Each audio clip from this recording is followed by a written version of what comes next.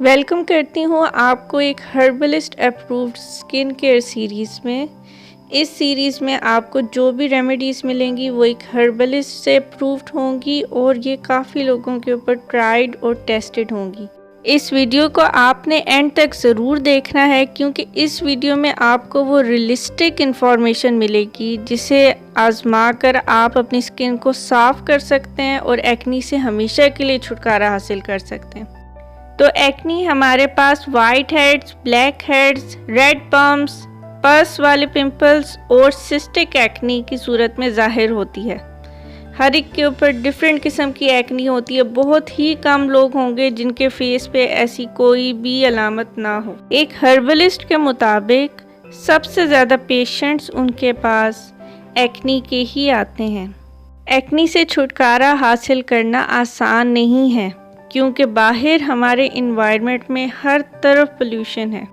इस वीडियो में मैं आपको एक एंटी एक्नी स्प्रे बनाना सिखाऊंगी जिसकी रेसिपी बहुत ही सिंपल है।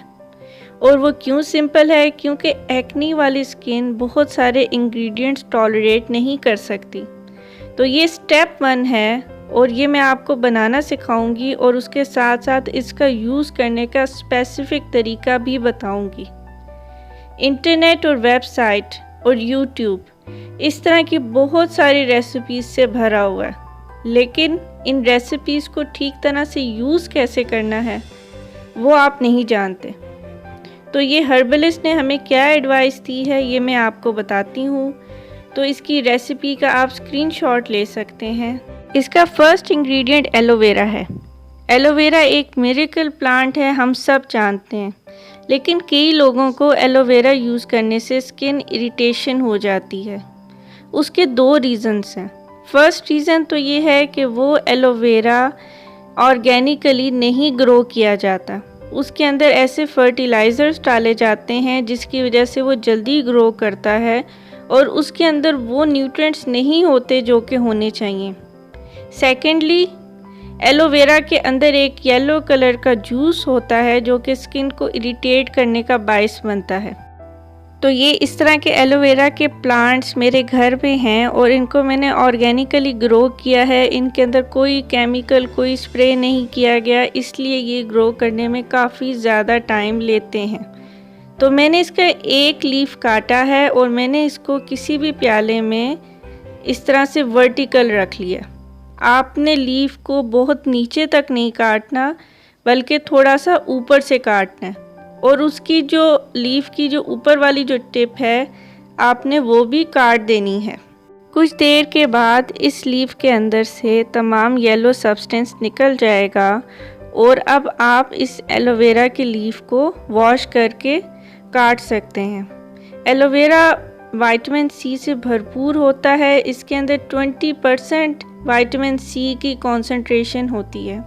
आजकल मार्केट में विटामिन सी के सीरम्स की प्राइस 2000 से स्टार्ट होती है और 10,000 तक जाती है, जबकि एक ऑर्गेनिकली ग्रोन एलोवेरा में ये प्रॉपर्टीज़ पाई जाती हैं जो आप घर में फ्री में हासिल कर सकते हैं। तो मैंने एलोवेरा के लीफ को अच्छी तरह से वॉश कर लिया है और अब मैं इसे ड्राई कर लूँगी। फिर नेक्स्ट स्टेप में हम क्या करेंगे कि इस एलोवेरा के लीफ को काटेंगे। एलोवेरा में एक ऐसी प्रॉपर्टी मौजूद है जो और किसी भी इंग्रेडिएंट में नहीं है, किसी हर्ब में नहीं है, और वो है इसकी स्किन रीजनरेशन प्रॉपर्टी।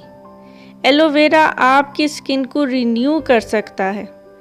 इसमें ये प्रॉपर्टी है कि ये आपकी स्किन को दोबारा से नया कर सकता है, दोबारा से स्किन सेल्स को ग्रो कर सकता है, इसलिए इसको मिरेकल प्लांट कहा जाता है।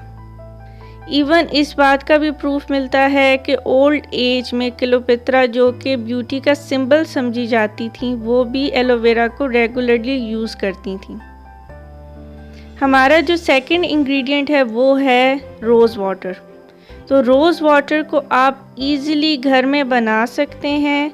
मैं आपको यही सजेस्ट करूंगी कि आप रोज़ वाटर घर में बनाएं। अगर आपके पास इसकी रेसिपी नहीं है तो मैं आपके साथ ये शेयर करूंगी। इस रोज़ वाटर को बनाने के लिए आपको देसी गुलाब चाहिए होंगे। देसी गुलाब की क्या पहचान है कि उनके अंदर खुशबू होती है और वो आप खुद जाकर किसी गार्डन से या किसी जगह से लें, फूल वाले से जाकर मत लें। तो यहाँ पर मैंने एलोवेरा के लीफ को काटना शुरू कर दिया है। सबसे पहले इसके जो दोनों तरफ के जो नोकीला जो पार्ट होता है उसको हम रिमूव करेंगे, क्योंकि जितना भी येलो सब्सटेंस है उसकी मेन जगह यही होती है। तो इसे हम रिमूव कर लेंगे। उसके बाद हमारा लीफ जो है उसे हम काट लेंगे और उसके अंदर से तमाम जेल निकाल लेंगे। अब इस जेल को आप ब्लेंड करके आप इसे फ्रिज में भी रख सकते हैं और 1 वीक तक यूज़ कर सकते हैं। लेकिन जो स्प्रे की रेसिपी मैं आपको दे रही हूँ वो एक बैलेंस्ड रेसिपी है, जिसकी वजह से आपकी स्किन पे मज़ीद इरिटेशन नहीं होगी। एलोवेरा में विटामिन ए यानी रेटिनोल भी होता है, जो कि इस टाइम दुनिया का नंबर 1 इंग्रेडिएंट है फॉर एंटी एजिंग। तो इसके अंदर जो है विटामिन ए भी होता है और वो हमारी स्किन को एंटी एजिंग प्रॉपर्टीज़ देता है और इसके रेगुलर यूज़ से आपकी स्किन आहिस्ता आहिस्ता यंग होने लगती है।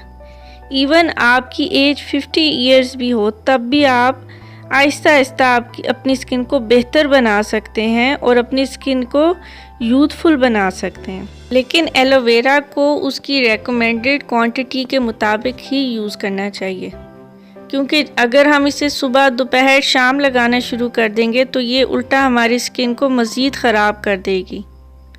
क्योंकि जैसे दवाई भी अपनी रेकमेंडेड डोज में ही फ़ायदेमंद होती है, उसी तरह से इस तरह के इंग्रेडिएंट्स को प्रॉपरली यूज़ करना सबसे ज़्यादा ज़रूरी होता है, ताकि हम उससे फ़ायदा हासिल कर सकें।